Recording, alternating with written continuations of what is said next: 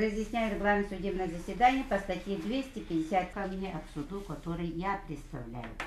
Лицам, нарушающим... На заседании явились государственный обвинитель, старший помощник прокурора Эверстова Ольга Вячеславовна. Также свидетель по делу Запорожец Ирина Викторовна.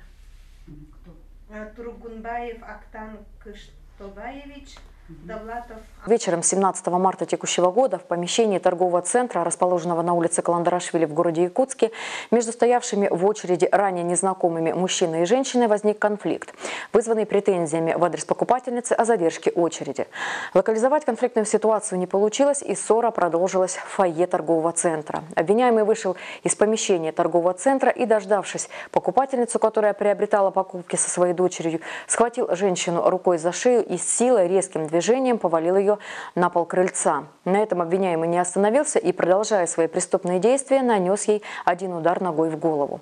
Согласно данным экспертного исследования, потерпевшая получила ротационный подвывих 2 шейных позвонков, а также ушибы мягких тканей лица и волосистой части головы.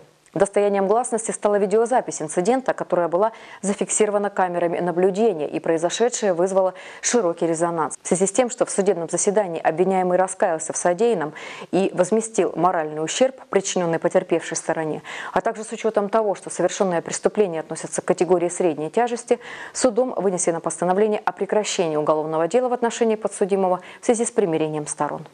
Николай Геннадьевич принес извинения мне искренние и оплатил моральную компенсацию, оплатил психолога, посещение мне и моей дочери.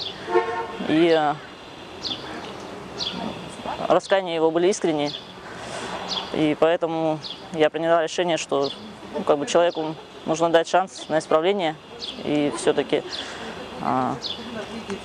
судимость скажется на судьбе его детей, поэтому человек искренне принес свои извинения, поэтому мной и моей дочкой было принято решение его простить. Я надеюсь, что в дальнейшем этот человек осознает действительно, но я думаю, что раз он раскаялся, то это действительно было искренне.